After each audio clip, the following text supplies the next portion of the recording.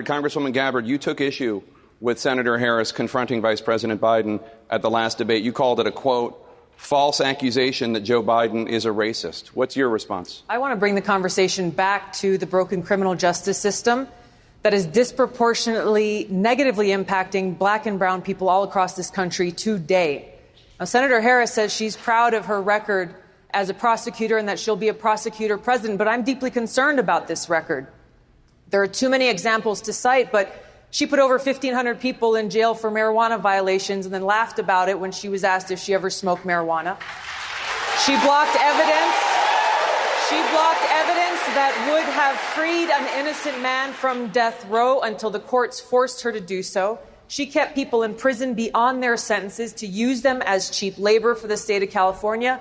And she fought to keep cash bail system in place that impacts poor people in the worst kind of way.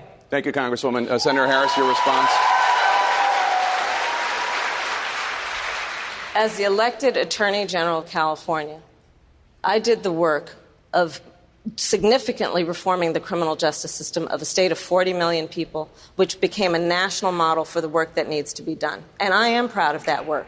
And I am proud of making a decision to not just give fancy speeches or be in a legislative body and give speeches on the floor, but actually doing the work of being in the position to use the power that I had to reform a system that is badly in need of reform. That is why we created initiatives that were about reentering former offenders and getting them counseling. It is why, and because I know that criminal justice system is so broken, that I am an advocate for what we need to do to not only decriminalize, but legalize marijuana in the United States. I want to bring Congresswoman Gabbard back in. Your response? The bottom line is, Senator Harris, when you are in a position to make a difference and an impact in these people's lives, you did not. And worse yet, in the case of those who were on death row, innocent people, you actually blocked evidence from being revealed that would have freed them until you were forced to do so. There is no excuse for that.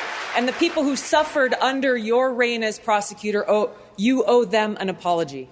Senator Harris. My entire career, I have been personally opposed to the death penalty, and that has never changed. And I dare anybody who is in a position to make that decision, to face the people I have faced, to say, I will not seek the death penalty. That is my background. That is my work. I am proud of it.